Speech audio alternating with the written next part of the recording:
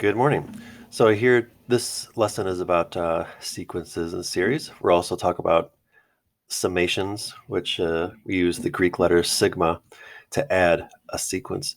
So a sequence is a function where the domain are the natural numbers. So 1, 2, 3, 4, 5, 6, etc. So a sequence is really just the terms are all kind of separated from each other as opposed to being continuous, like most of the functions we studied.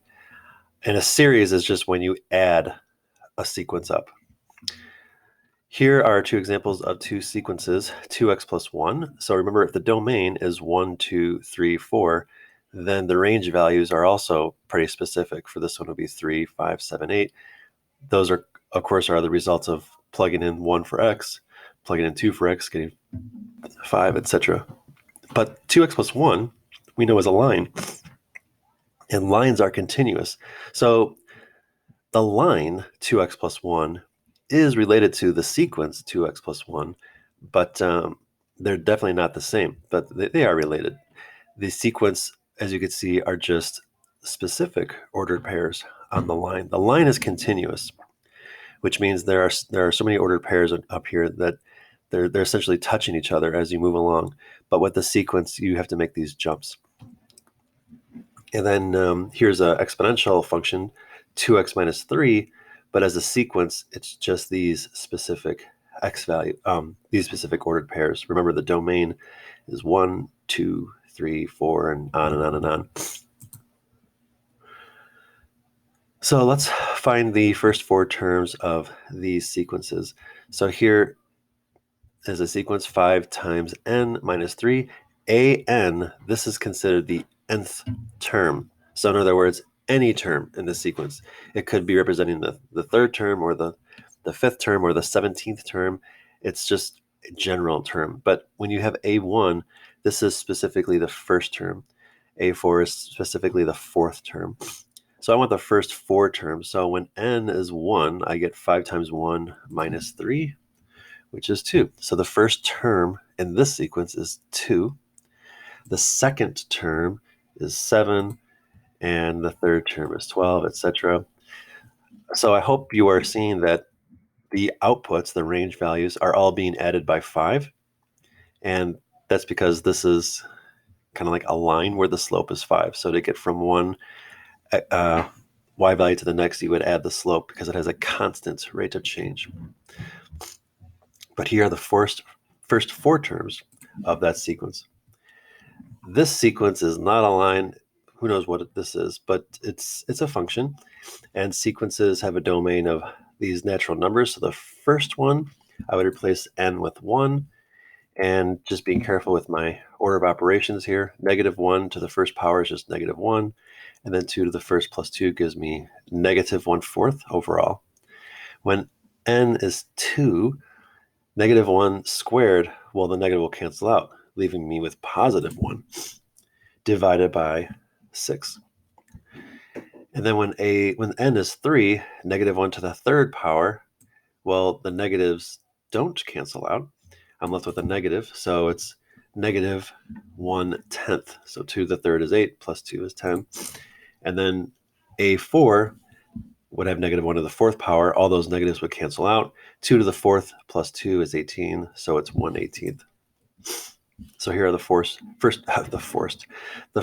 four terms of this sequence, and their signs are alternating, which is a key feature of this -1 to the n power idea.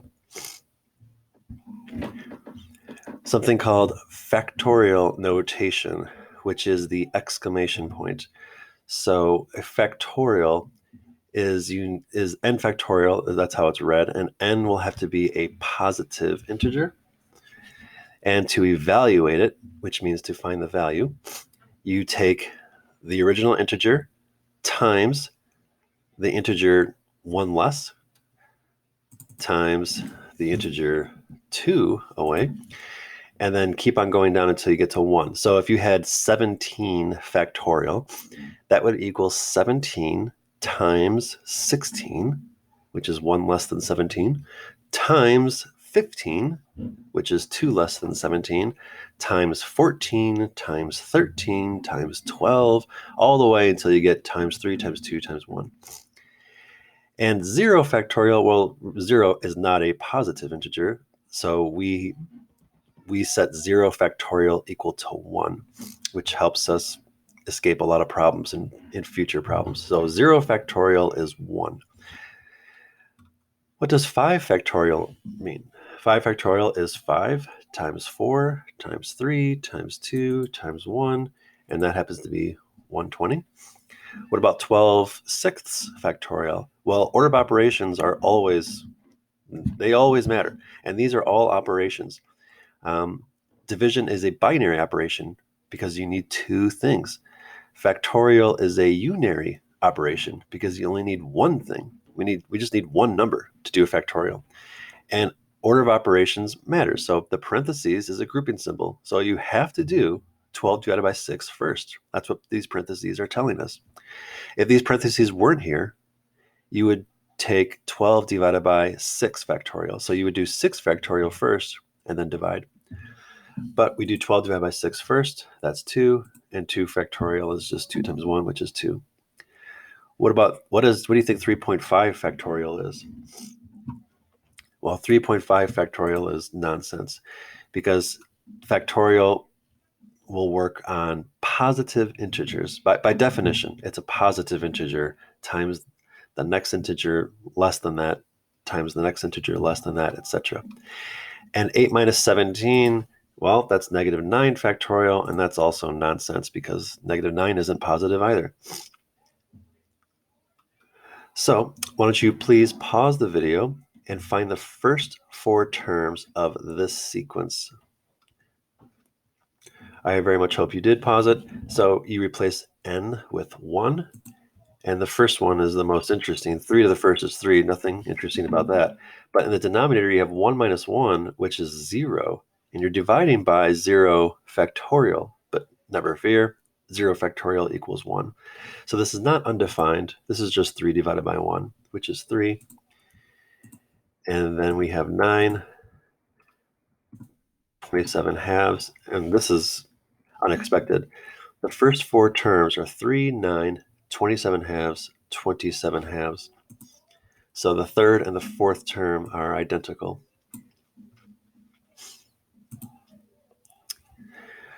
Recursive formulas of what we've done so far is called explicit forms or explicit formulas, where you could just substitute the n value in directly and evaluate it. Explicit forms are more commonly used in math, and they can be more easily like mathetized. You can, for what I mean is, you can, if I had the explicit form, I can very easily figure out the 131st term. Just let n equal 131 and then evaluate. The recursive form is another valid form to express these things, but it has its limitations. It does feel kind of natural. So the recursive form depends on a previous term. So this sequence is represented here as a recursive form.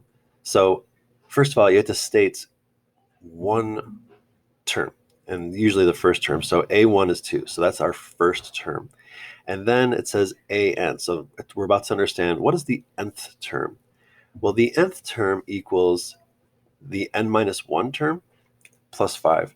So n minus 1, this is a term that is 1 behind the nth term. So if I'm evaluating the 8th term right here, the 8th term equals the 7th term plus 5. It doesn't mean that 8 equals 7 plus 5. It's the 8th term. Like 12 is the 3rd term. So let's take 12. 12, which is the 3rd term, the 3rd term equals the 2nd term plus 5. And that's true, isn't it? 12 is the 3rd term, and 7 is the 2nd term. 7 plus 5. So 12 equals 7 plus 5. So the recursive form is telling you the nth term, but it's dependent on the previous term. So here it would be, the big limitation here is that if you want to find like the 131st term, like I did so easily over here, to find the 131st term, I would need to know the 130th term and then just add 5. And the reason why I think the recursive form, the advantage here is that it feels very natural, I think, because if any student is looking at these numbers, we can see that, oh, I'm just adding 5. And how do I get the 5th one? Well, I don't have to think too much. Just add 5 to 17. 17 plus 5 is 22. That's what this is kind of saying. To get the next term, just take the previous term and add 5. So let's practice that. What are the first 5 terms of this? So pause the video and evaluate the first 5 terms here. The first one's given. A1 is -3.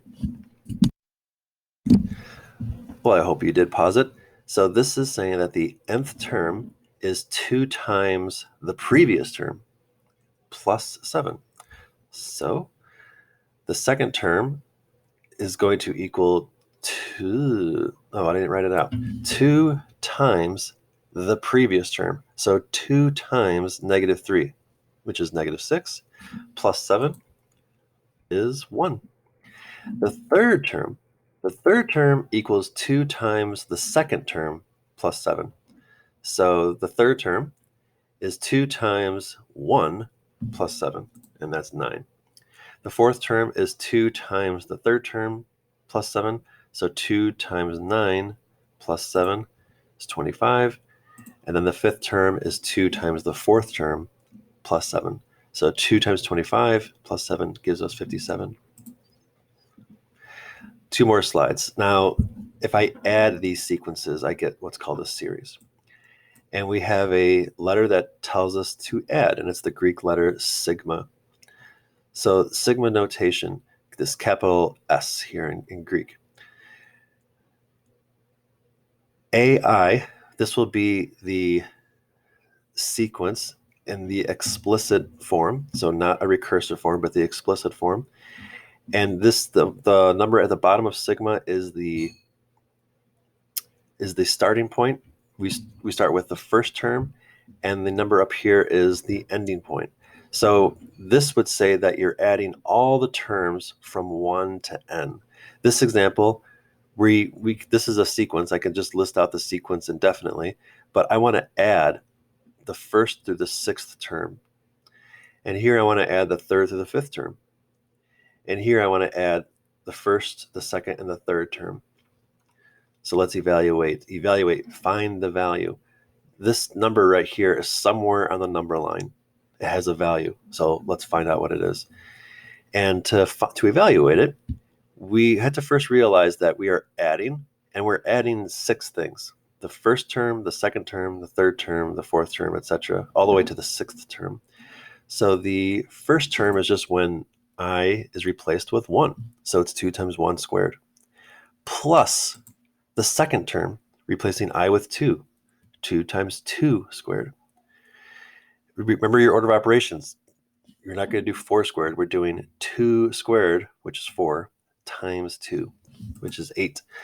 And then the third term, 2 times 3 to the second. And then continuing on, the fourth term, the fifth term, the 6th term.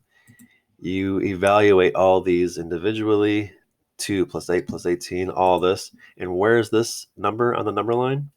182. So this equals 182. Evaluate this. Only the 3rd through the 5th term. So 2 to the 3rd power plus 5, whatever that is. Well, this is 8 plus 5, that's 13. So 13 is the 3rd term in this sequence. And then 21 is the 4th term in this sequence. And then 37 is the 5th term in this sequence. And I want to add them all up because it says sigma. So when I add them all up, I get 71. What do I do here? This is a very boring sequence, but it can trip people up.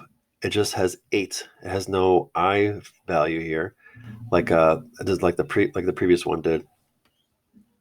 Well, this is just simply 8 repeated 3 times. So the first term would be 8. The second term would be 8. The third term is 8. So the answer is 24. It does not depend on I. So here I is a variable, which means it varies, V-A-R-Y. It changes. And K is the variable, so it changes. It was 3, then it was 4, then it was 5. So when K changes, the result changes. Here you have no variable, so you're not varying. There's no change. It's just 8, 8, 8. And lastly, can you go backwards? If I give you the entire sum broken up, can we work backwards to find the sigma? So here, all you have is this. And realize that there are, of course, 4 terms. So we can identify this as the first term, the second term, the third term, the fourth term. And I'm definitely adding. So I'm using sigma. And I'm starting with my first term, so I can let I equal 1. And I'm only adding 4 things, so I can go to the fourth term. But now the hard part, what do I put here? What's the sequence of this? Well, look at these 4 terms. There's one thing that is staying the same, the number 2. So that's definitely part of my answer. It's 2 times something. And these things are changing, 2, 3, 4, 5. So that's where my variable is going to go, because that's the thing that is varying. Well, when it's the first term, when I equals 1, I have 2. On the second term, when I is 2, I've got 3. When I is 3, I've got 4. And when I is 4, I've got 5. So it looks like the thing that's changing, it's always 1 more than the term I'm on. So I'm on the third term. Well, this is 4. 1 more than the term I'm on. This is 5. That's the fourth term. So 1 more than the term you're on. So 2 times I plus 1. Notice that's not the same thing as 2I plus 1. That's not the same thing. So you have to, those parentheses are completely important, very important. Here we have addition again. So sigma. We have a first term.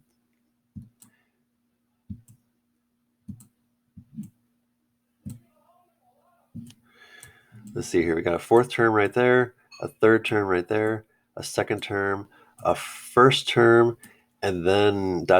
So that means a fifth term, a sixth term, a seventh term, all the way to an nth term. So it goes on indefinitely. So what is my last term here? My last term here is n.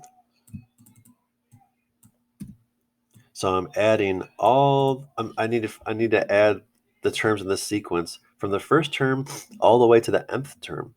That's what's going on here. But what is the sequence? Well, the thing that's changing is the denominator. The numerator is always 1. So it's 1 over something. When the first term, when I is 1, the denominator is 1. When I is 2, the denominator is 2.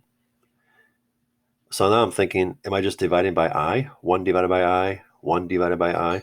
But then if that breaks right here, when I is 3, it would have been 1 over 3, right? But it's 1 over 4. And when I is 4, it's 1 over 8.